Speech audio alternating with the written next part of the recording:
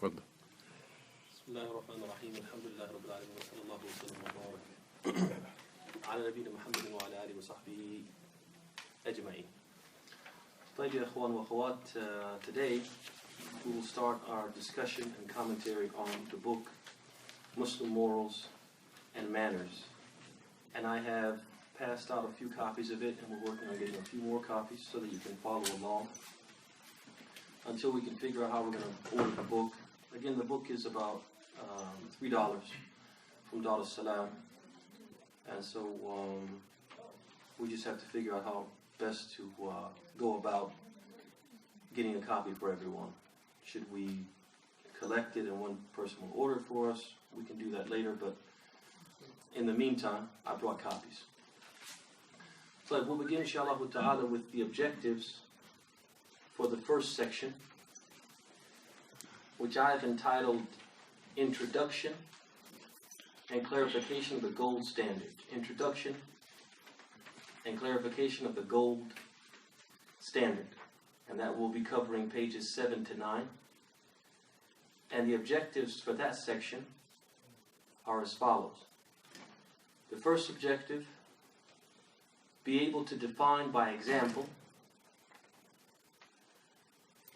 or provide a general definition of husn al-khuluq. Husn al-khuluq, or good character or conduct in Islam. Let me repeat that first objective. Be able to define by example or provide a general definition of husn al-khuluq, good character or conduct in Islam. Second objective, be able to cite textual evidence.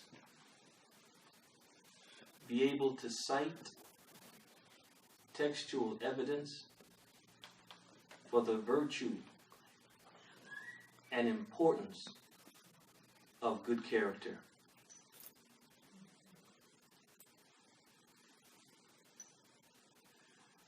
One more time, we'll be able to cite textual evidence for the virtue and importance of good character. And if you want, you can add fine morals and noble manners in Islam. Fine morals and noble manners in Islam. Number 3, be able to clarify. Did you just copy one sheet or you copied all the sheets? Because I'm not a machine. I'm sorry. Let me be quiet, right? But next time we can come early, I'll do anything for you. Allah is a khair. Yeah, you're right. I was late. Thank you for pointing that out. Exactly.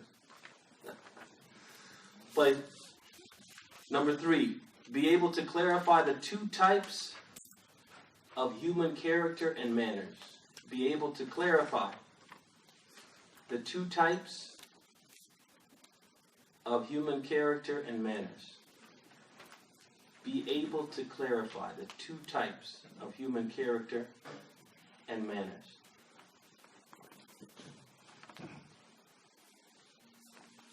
And last but not least, be able to state who is considered the gold standard of good character in Islam.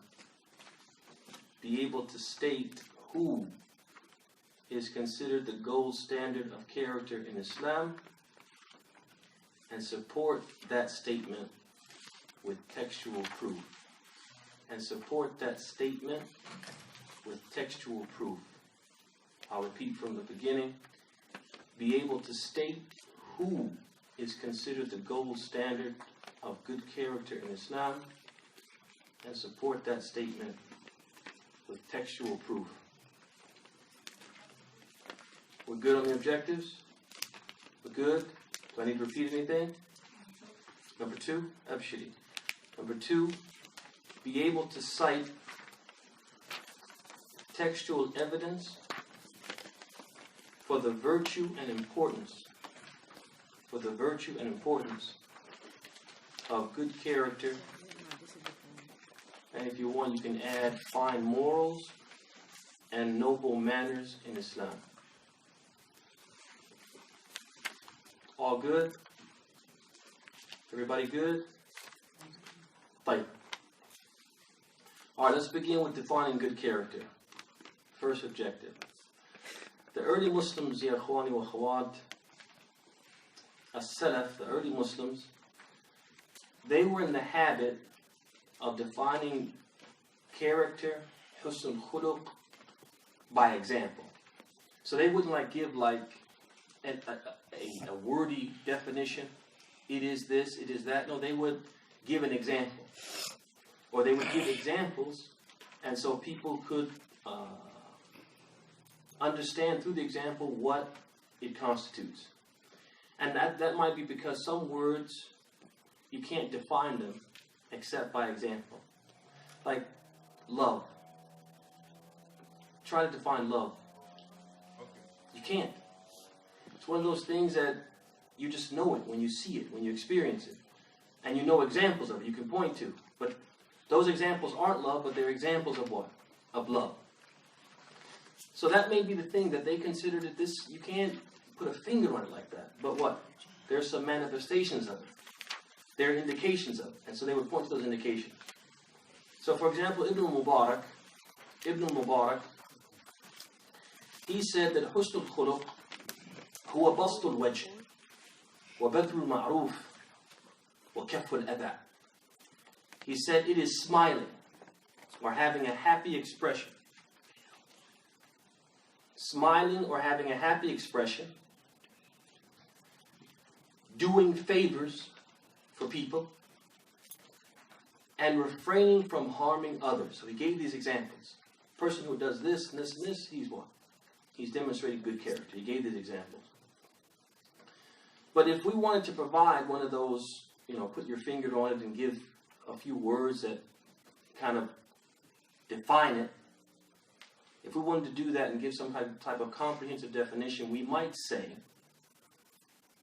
that good character in Islam are or is the character, the morals,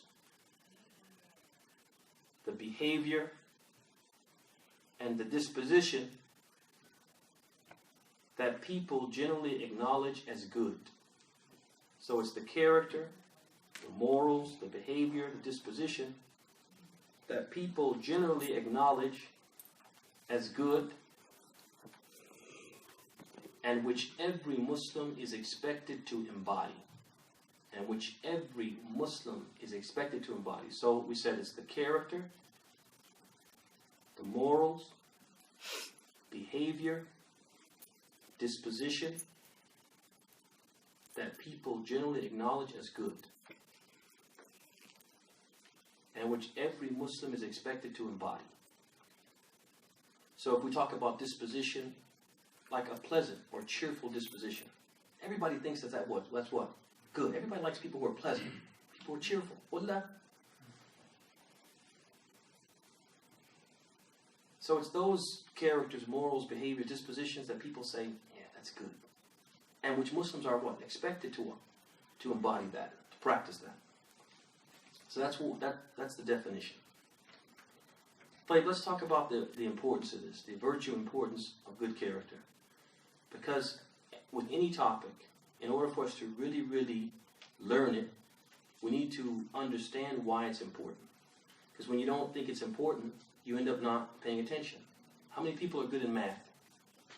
Let me see a show of hands, you're good in math. Okay. A lot of people didn't put their hands up. Notice I didn't put my hand up either. Not fond of math at all. Okay? And when I studied math, my teachers didn't make me see the importance of it. So I'm typically in math class doing like this. And I couldn't learn like that. But if they had made me understand its importance, that you get to the Walmart and you get cheated, you get beat, right? Because you don't know how to count your own change. Then once you see the importance of it, then you pay attention. You pay attention in math. And that's like that with every subject. That when you see something that's important, you what? You pay attention to it. So why is this good character important? What's the virtue of it? What's the merit of it? What's its excellence? First of all, nothing is more weighty in the scales on the day of judgment. Nothing's going to have more weight and cause that scale to tip in your favor more than good character. As the Prophet ﷺ said in the hadith, مَا مِنْ شَيْءٍ أَثْقَلُ فِي الْمِيزَانِ مِنْ حُسْنِ الْخُلُقِ. He said, there is nothing weightier in the scales than good character. So that shows you how important it is. That out of all the things that we do, the thing that's going to have the most weight in our scales is what? Our good character. Another reason that it's important, another virtue, is it's the best thing that anybody could be granted. The best thing that anybody could possess. As the Prophet said in the hadith, or the Prophet was asked, Ya Rasulullah, ma khair ma u'ti al-abd. He said, O Messenger of Allah, what's the best thing that any servant could be given? Is it a handsome face, a strong body? Is it wealth? Is it children? Is it... The Prophet said, Husnul khuluq. He said, good character. The best thing any person could be given is what? Is good character. A third virtue is that one of the things that we've been created to do, and our whole life is supposed to be dedicated to this, this achievement, is to complete our faith. Our whole life we're striving to what? To be a believer with what? Kamal al-Iman, or Mustakmil al-Iman, a person who has complete faith. And the Prophet said that the believer with the most complete faith is the one who has the finest character. So he said in the hadith, أَكْمَلُ الْمُؤْمِنِينَ إِيمَانًا أَحْسَنُهُمْ خُلُقًا. He said, the believer whose faith is most complete is the one who has the finest character and the best manners. Another indication of the importance of this good character is when you see people who they specialize in Islam and they know what deserves prioritization or deserves priority. You see them stressing and emphasizing an aspect of Islam, then you know what? It's virtuous, it's important, we should pay attention to it. And when we look at the Muslims, or the Muslim scholars, we see that they put a great deal of emphasis on good character, to the point that they would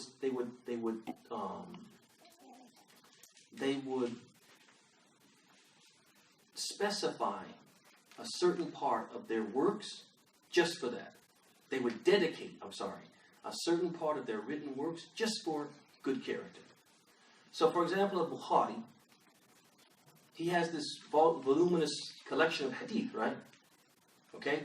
The most authentic book after the Quran. And in that he what? Dedicates a chapter to what? Good character. So he said, Babu husn khuluq was-sakha wa ma yukrah min al-bukhl. The chapter regarding good character, generosity, and the repugnance of stinginess. Dedicates a whole chapter which he talks about what good character, how a believer should what? Conduct himself, what type of disposition he should have, etc. Abu Dawood did the same thing in his Sunan. So he says, Babun fi husn khuluq. He says the chapter of good character. And At-Tirmidhi does the same thing in his Sunan. And he says, Babu ma ja'a fi husn khuluq. He says the chapter concerning what has been narrated about good character. So these scholars in books of Sunan, especially Abu Dawood, which is significant about Abu Dawood is his collection is different from the other Sunan. He just wanted to collect ahadith al-ahkam. He wanted to collect the hadith which are related to what? The do's and don'ts of religion. How do you pray? What's wajib in prayer? What's mustahab in prayer? And he said in the beginning of the book, he was one of the greatest collectors of hadith. He said, yeah, this compilation is what? It's generally considered small in comparison to what? What's out there from a hadith. But that's because I dedicated this work to what? A hadith al-ahkam. But even in spite that he wanted to talk about ahkam, he said, I have to talk about what? Husnul khuluq. Although that really has nothing to do with what? Ahkam. So that goes to show you how important they thought this subject was. You can't have a book without what? Mentioning Husnul khuluq. even the books, ya ikhwani, of Aqidah, the books of Creed, which tell us what we're supposed to believe, theology, what do we believe about Allah, what do we believe about His angels, about the prophets, the messengers, the kutub, etc. Even in those books we find the Muslims, the early Muslims, the scholars of Islam, dedicating a section for what? Good character. As if they said, it's part of our belief to conduct ourselves what? In a certain way. It's part of being what? A believer to what? Behave in a certain way. So Ibn Taymiyyah is one example of this. In his book, Al-Aqidah al-Wasitiyya, he has a section where he talks about good character. So he says, وَيَدْعُونِ إِلَى مَكَانِ الْأَخْلَاقِ وَمَحَاسِنِ الْأَعْمَالِ وَيَعْتَقِدُونَ مَعْنَى قَوْلِهِ صلى الله عليه وسلم أَكْمَلُ الْمُؤْمِنِينَ إِيمَانًا أَحْسَنُهُمْ خُلُقًا. So he says they call to the highest standard of character and behavior, and to the most beautiful actions and qualities, and they wholly believe in his statement, sallallahu alaihi wasallam, the believer whose faith is most complete is the one who has the finest character and best manners. So these are all indications, the importance that the scholars gave to it, even in works that had nothing to do with character. And the hadith we mentioned, how the Prophet said, it's weighty, it's the most weighty thing in the scales, it's the best thing a person can be given, and the person who has the most complete faith is the one who has good character. All this tells us that this is something important. We should give credence to it. And we shouldn't be like those Muslims, and this is sad, that you find some of the most religious people, some of the most committed people, they give the least importance to good character. They'll belittle it. So you'll see, for example, one author, he gave the example that he was in a particular country which will remain nameless. And he saw this guy who his appearance was very religious. And he was hastening to the prayer, which is also a sign that he's what? Very committed, because he wants to get to the prayer. And in his path was a cat. And so you'd think that he would do what? He would sidestep the cat. Okay? But instead of that, he wound up his leg and kicked the cat as hard as he could. And so the person who observed this, he said, whoa.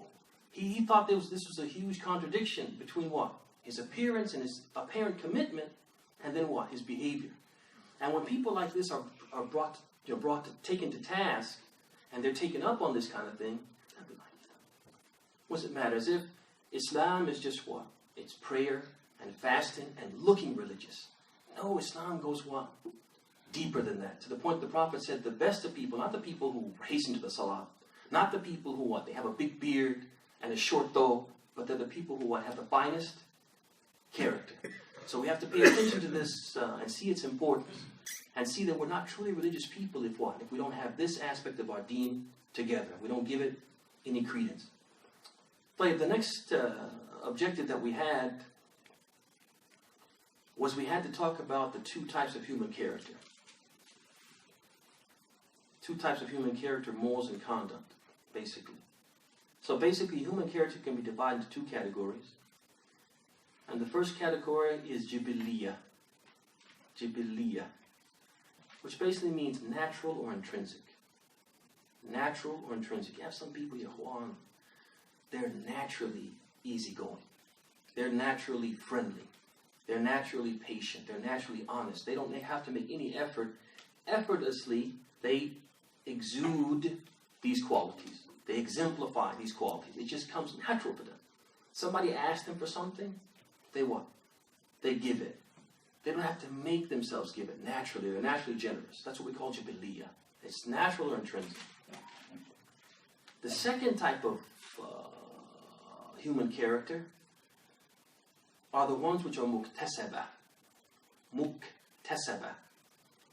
Which means they're developed or acquired through what? Practice, training, and conscious effort. Which means I'm not naturally generous, but I what? I force myself to what? To give, right? And I keep forcing myself to give until what? Until I can give naturally. You see that? I wasn't naturally generous, but I learned to be generous. I taught myself to be what? Generous. That's what we call muktasaba. You what? You develop it. So two qualities, jibiliya, natural, intrinsic, muktasaba, developed or acquired. And the Prophet, he alluded to this reality that, sometimes people are like, some qualities for different people are like this, and some qualities are like this. He alluded to this in the hadith in which he said, تعلموا فإنما العلم بالتعلم وإنما الحلم بالتحلم. He said knowledge, he said learn, study. Because knowledge is only gained by studying. People are not born knowledgeable. People have to what? Study, to apply themselves. And patience is only achieved by what? Practicing patience. You get in situations and you what? You force yourself to what? To patiently persevere. But so we have to what? We have to teach ourselves some qualities that we don't have. And so, since ya ikhwani wa khawati, all of these good qualities and traits that are considered part of the body of good character are not possessed by all of us naturally. So for example, Muhammad, he might be naturally patient, right? And Habibullah might be naturally generous, but he's not naturally patient. And Muhammad's not naturally generous. I'm not saying you're not Muhammad, I'm just using this example. Inshallah ta'ala, you are. But since that's the reality of people, right? That I'm good at this naturally, I'm not good at this naturally. For example, controlling my anger. Some people naturally, they can what? They're just cerebral. So people can insult them, people can curse them, people can do them wrong, and they're able to what? Remain even keel. Other people, they fly off the handle for the smallest thing. So since we don't possess all of the qualities naturally, then what do we have to do? We have to study what good character constitutes. What is it? And then we have to learn the difference between good character and bad character. And then we have to, once we learn that, we have to train ourselves to what? Practice the good qualities or the good characters and avoid the bad ones.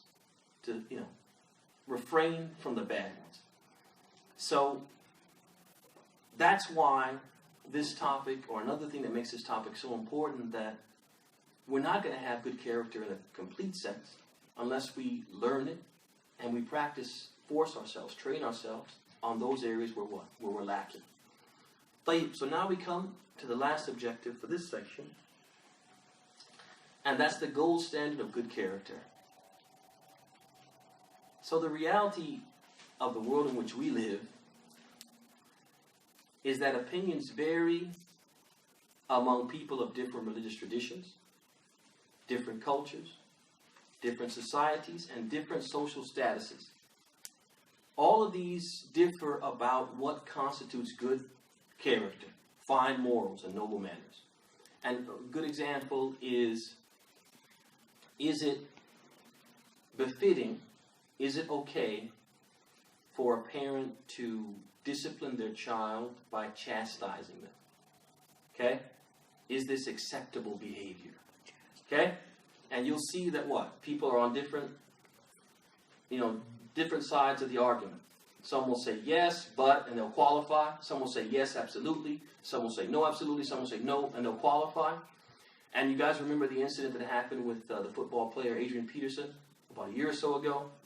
That there was this huge firestorm because he had a young son. I think the son was 4 years old. And the child did something. And he chastised him with a switch. Okay? You guys know what a switch is, right? Jarrell, you know what a switch is? Do you no from experience or?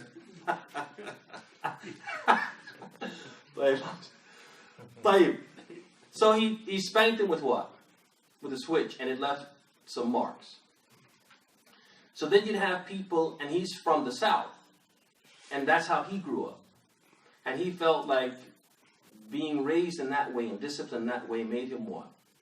A person who was a man, a person who was responsible, a person who was disciplined, etc. He thought that he benefited from that type of upbringing.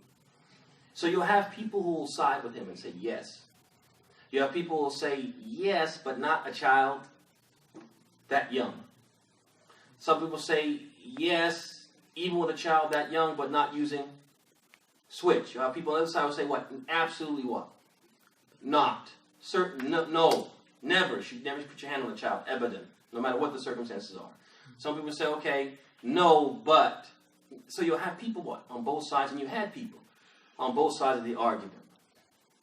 And so the reality is that this creates a lot of what? Confusion about what's right, what's wrong. One group insists that this behavior is what? Shameful, immoral. And the other group says what? It's decent and innocent. They're, polar opposites. One of them has to be wrong. They both can't be right. So, for example, a man who's 30, if he marries a girl of 16, is that immoral or is it moral? A woman who reveals her hair, is that moral or moral? A man who goes to the restroom while standing, is that decent behavior or indecent behavior? And a man shaking hands with a woman who's not his wife or his relative, is that moral and decent behavior or is it immoral and indecent conduct? You'll have what? These different what? Sides of the argument, different perspectives. And so we need a way to resolve this. So Allah subhanahu wa ta'ala, what He does out of His kindness and His care and concern for His slaves, is He gives them a role model. He gives them a criterion by which they can determine what to put on this side and what to put on this side. Good and decent, immoral, indecent. And He clarifies to us that that role model is the Prophet Muhammad sallallahu alaihi wasallam. And He says that this person, Muhammad ﷺ, is, He informs us that he is, or his character is of the highest standard. You can't do any better than that. Okay? And He tells us that, not only does He tell us that He's on the higher standard, but He says, He orders us, follow Him. And then He gives us incentive to follow Him. He says, if you follow Him, I will love you. Everybody wants to be loved by Allah. Allah gives us incentives. He says, you follow Him, I'll love you. But He also gives us what? A deterrent from not following Him. So He says, if you don't follow Him, there'll be what? There'll be a price to pay. So as far as Him being the role model, Allah says in Surah Al-Ahzab, which is the 33rd surah, verse 21, He says, لَقَدْ كَانَ لَكُمْ فِي رَسُولِ اللَّهِ أُسْوَةٌ حَسَنَةٌ. He says, you have in the Messenger of Allah the most excellent example for he who hopes for Allah in the last day. So He tells us he's what? The gold standard, the best role model example that anyone could have. Then He tells us that the Prophet's what? The Prophet has the highest standard of character. So He says in Surah Al-Qalam, 68th surah, verse number 4, He says, وَإِنَّكَ لَعَلَى خُلُقٍ عَظِيمٍ. Verily, you, O Muhammad, have attained an exalted standard of character. Okay? Then after that, He encourages us, gives us the incentive to what? To follow Him. In Surah Al-Imran, the 3rd surah, verse 31, He says, قُلْ إِن كُنْتُمْ تُحِبُّونَ اللَّهَ فَاتَّبِعُونِي يُحْبِبُكُمُ اللَّهُ وَيَغْفِرْ لَكُمْ ذُنُوبَكُمْ. He says, say, O Muhammad, if you people truly love Allah, then follow me. Follow the Prophet. Allah will love you and forgive your sins. And finally, Allah subhanahu wa ta'ala, He discourages people from not heeding this advice. So He says in Surah An-Nur, the 24th surah, verse 63, He says, فَلْيَحْذَرِ الَّذِينَ يُخَالِفُونَ عَنْ أَمْرِهِ أَن تُصِيبَهُمْ فِتْنَةٌ أَوْ تُصِيبَهُمْ عَذَابٌ أَلِيمٌ. He says, so let those who contradict and oppose the affair of Allah's Messenger beware, lest some trial befall them or a painful torment. So this is basically the gold standard of good character. The Prophet Muhammad, this is all the incentive we need. This is the best role model. And this is how we determine as Muslims what's good character and what's not. So if the Prophet Muhammad practiced it, it's good character. A man, of his age, marrying what? A much younger woman. Okay? There's nothing immoral about it. It couldn't be. Because if it were immoral, he would have been the furthest away from it, etc. طيب. Now we come, ya ikhwan wa khawat, we come to the next section, which is pages 10 to 15. Pages 10 to 15. And pages 10 to 15, I've entitled that section, Essential Manners for Every Muslim. Essential Manners for Every Muslim. You guys see those pages, 10 to 15? So that section we've entitled Essential Manners for Every Muslim. And we're just going to take the first section because our time is limited. What time is the adhan anyway? 9:15. Okay, so we have a little time. So you notice that the compilers, they say personal hygiene. There are certain acts related to there are certain acts related to personal hygiene which the Prophet ﷺ encouraged. Underline the word encouraged. Underline the word encouraged. And I'm going to give you some notes before we start these acts. We'll talk about each act or each practice individually. I want to give you some notes about these personal hygiene practices that they're referring to as encouraged. The first thing is that these acts, they have a name. They have a terminology that is commonly attributed to them. And they are referred to as Sunan al-Fitra. Sunan al-Fitra. What does that mean in English? It means the personal practices that correspond to the nature of mankind. The personal practices that correspond to the nature of mankind. The personal practices that correspond to the nature of mankind. So that's the terminology, Sunni Fitra. The second note is that the prescription and legitimacy of these acts. So how do we know that really these acts are from Islam? We need some proof, right? So the legitimacy of these acts is witnessed by the hadith collected by al-Jama'ah. Al-Jama'ah means what? All the collectors of Sunnah, the famous ones, Al-Bukhari, Muslim, Ahmed, and the 4 collectors of Sunnah, Tirmidhi, and Nasa'i, Ibn Majah, and Abu Dawood. All of them collect this hadith. On the thought of Abu Hurairah, in which the Prophet ﷺ, he said, خمس من الفطرة. Allah is خير شيء. أتتناك شيء. Allah is خير. طيب. So he said خمس من الفطرة.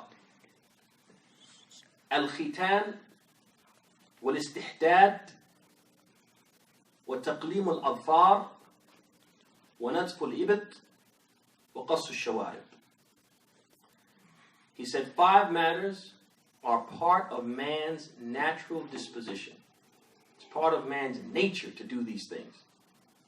So he would be going against his nature. Pay attention to this. Going against his nature if he doesn't do these things. What are they? Shaving the pubic hair. Shaving the pubic hair. Circumcision. Trimming the mustache. Plucking the hair of the armpits. And trimming the nails. Should I repeat those? Shaving the pubic hair. Circumcision. Trimming the mustache. Plucking the hair of the armpits. And trimming the nails. Should I repeat again? No. Got it? Yes. Akid? طيب. All right. Another note. Remember I told you to underline the word encourage, right? The original rule when it comes to Sunan al-Fitrah, these acts, is that each one of them is recommended, mustahab, and not wajib, required. That's the asl, that's the original rule. However, some of these practices are obligatory. As indicated by what? Additional evidences. We have other evidences that tell us that what? It's obligatory. So for example, let's take the example of, we'll take an example shortly. We'll take an example shortly. But the point is that the original message from the Prophet, which included these practices and some other practices, the original message indicated what? Istihbab. It's recommended. But then he'll come in another hadith and mention one of them, and mention in a way which indicates what? It's required. You have to do this one. So they came initially recommended. And then this one, but this one, you have to do it. You guys understand that? Does that make sense?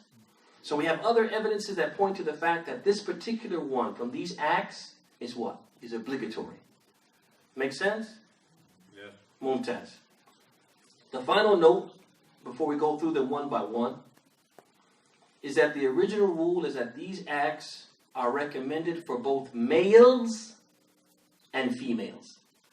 And that's the asl fi deen. That's the original rule in the deen. Whenever Allah says, for example, aqimus salat, establish the prayer. That means what? Men and women have to pray, unless we have evidence to the what? To the contrary. So whenever Allah subhanahu wa ta'ala or the Prophet give any direction, any directive I should say, then that's applicable equally to men and women until we have evidence to the contrary. So when the Prophet said, for example, shaving the pubic hair, that applies to what? Both men and women unless we have evidence to the contrary. So we have to have proof that it's specific to what? One gender with the exclusion of the other one. Those are the notes. Any questions about those notes, about the Sunnah al-Fitrah? Any questions about those?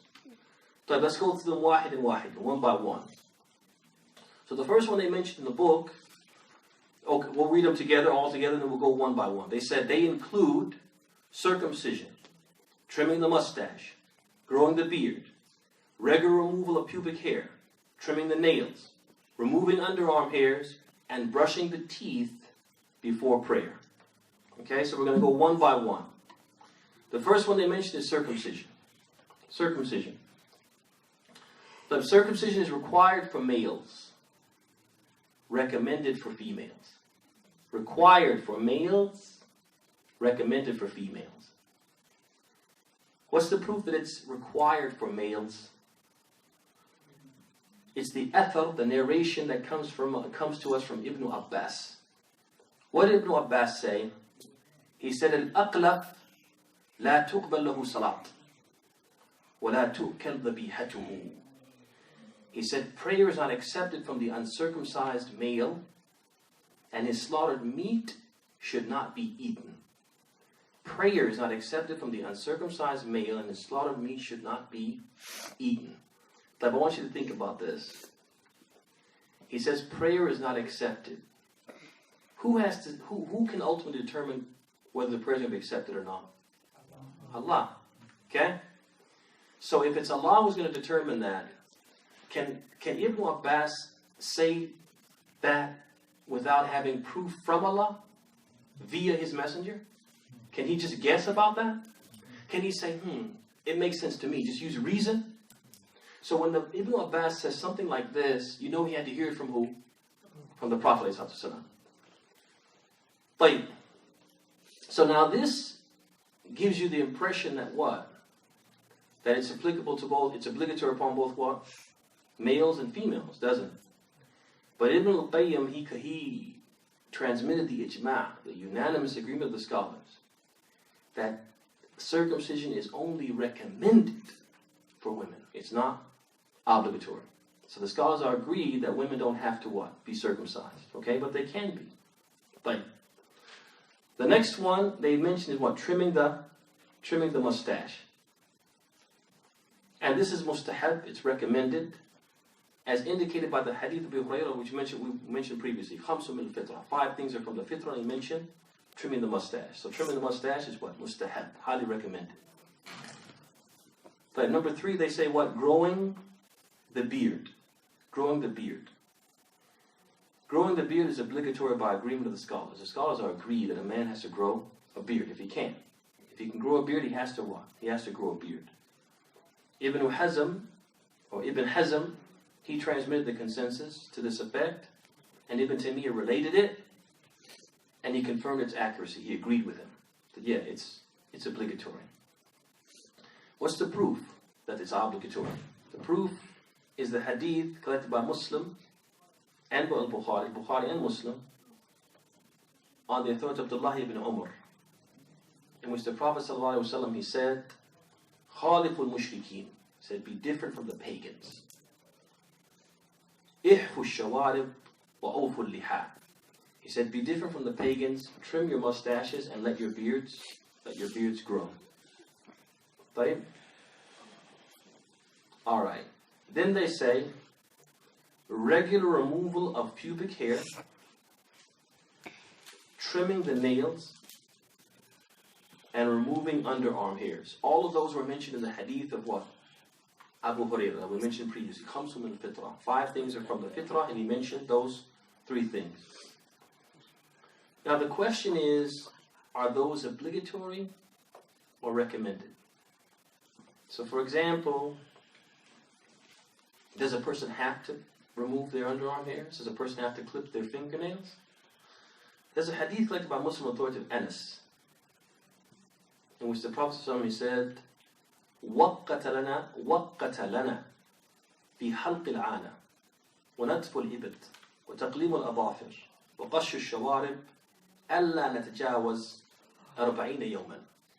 He said the Prophet, he fixed a time for us regarding shaving the pubic hairs, plucking the underarm hairs, trimming the nails, and trimming the mustache. He set a time limit that we should not exceed 40 days in doing that. Some of the scholars, they said, if the Prophet specified a time and said we shouldn't go beyond it, that means what? It's obligatory. That period of time, you should do this, you should practice this. And if your hair grows faster, if your nails grow faster, then what? You should do even more than that. But you shouldn't go beyond what? 40 days. So some of them are the opinion that it's obligatory. These 3 things, trimming the nails, removing the underarm hairs, and pubic hair. And it makes sense because it's what? It's from cleanliness. And our deen is a deen of what? Cleanliness. When you have long nails, dirt and other things, najasat, whatever, filthy things collect under what? The fingernail. And when you have long hair or lots of hair under your arms and around your genitals, then what? It brings what? It brings a foul smell. And Islam is a deen of what? Cleanliness and what? A deen of what? The Prophet loved fresh smells and he hated foul smells. To the point that when people would come to the mosque and they had come from the fields, he would what? He would say, wouldn't it be better if you what? If you showered before coming? And he used to love what? A thief. He used to love what? Perfume, fresh fragrances, etc. And he used to say that what offends mankind offends the angels. And he used to tell people, don't come to the mosque if you've eaten garlic or you've eaten onions, etc. So this just goes to tell you, or it's more evidence to say that what? We should what? Practice these things, even if we argue, because some scholars will argue, it's just what? It's just recommended. So finally, they mention brushing the teeth before prayer. And this one is evidenced by the hadith collected by Tirmidhi on the authority of Abu Hurairah, in which the Prophet ﷺ, he said, لولا أن أشق على أمتي لأمرتهم بالسواك عند كل صلاة. He said, if it were not a hardship, if it were not to be a hardship upon my ummah, I would command them to make what? To make a siwak, to brush their teeth before every prayer. If it were, I'm not going to do it because it's going to be hard for them. But if it weren't a hardship, I would tell them to do it. Why? Because it's what? It's good. It's a good thing.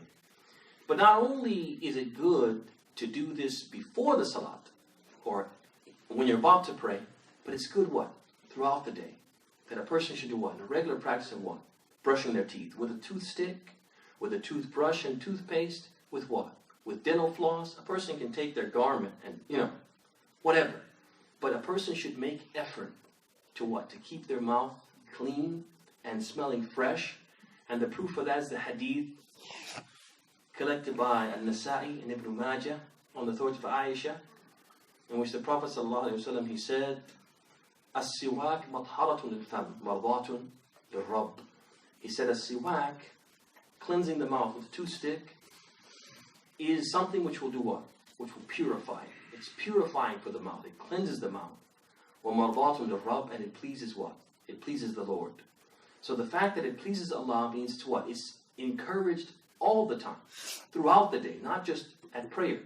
Because anytime you do it, you're going to gain Allah's pleasure. And so it's highly recommended that we do what? That we do this siwak, that we keep the mouth clean. It doesn't have to be a toothstick, it could be a toothbrush, could be floss, could be anything, could be gum, mint, whatever. Whatever you use to what? To keep your mouth smelling fresh. This is beloved to Allah, and it will get you the reward that the Prophet referred to in the hadith. So we'll stop there, having taken that section. And we'll pick it up from that. We'll pick it up from there with good companions. Any question, comments, complaints, or critiques? Pishe ya ikhwan, akhawat. Any questions? Going once? Going twice? I have a question. Father. On this thing here, it clearly distinguishes between shaving and trimming. Mm-hmm. So, just wanted to get more of a understanding on here too. Just like I said, because some people say, well, you know, trimming the mustache, like you still supposed to have a mustache. Mm-hmm. You know, so there's clearly difference between shaving it and trimming it. Yeah. As well as there's a difference between, you know, shaving and trimming, say, your underarm hair. Uh-huh. So if I trim my underarm hair, say, every week, Uh-huh. does that still mean by the time 40 days come around, I have to shave it? No, because if you do it more frequently, it's as if he said, don't exceed 40 days. So if you do it, and some of the scholars have said, and there's evidence for this, that it's recommended that we do this regularly every Friday. Every Friday, you do the grooming. And so if you do it more frequently, then you don't have to worry about 40 days. But what they're saying, what the Prophet says, basically do not exceed 40 days where you haven't done this. So if you do it weekly, if you do it every 3 days, if you do it bi-monthly, then you would be fine. You follow what I'm saying? Because you will be within what? That 40 days. Yeah, I guess my question is, even if you trim it, that's still not shaving it. So if it says No. You should remove it. It should be removed by shaving, by plucking. It should be removed. Okay. So you need to remove it, not trim it. You need to remove it. And as far as the mustache is concerned, there are different grades of trimming. So basically, different words have been used in Arabic to what? To allude to or to clarify what's intended. So one of them is al-haf. And haf is a very close what? A very close trim. To the point that very little of the mustache remains. There's like a trace of it, but very little of it remains. And this is what Ibn Umar used to do. When he would trim so close that it would almost look as if he had shaved, but he hadn't shaved. Okay? That's al-haf. And then you have other wordings that the Prophet used which indicate what? It's just like maybe you would just take the ends off of it so it wouldn't hang over the lip. So there are different grades of what? Trimming. But what the person should have, like you said, they should have what? A mustache. It shouldn't be shaven so that what? There's no mustache. It shouldn't go to that degree. But a person may trim to the point that it almost appears as if he has nothing, but he does. He has for what? Very short hairs. You know, so he still has a mustache. peach buzz. Peach buzz, if you will. We can use that terminology.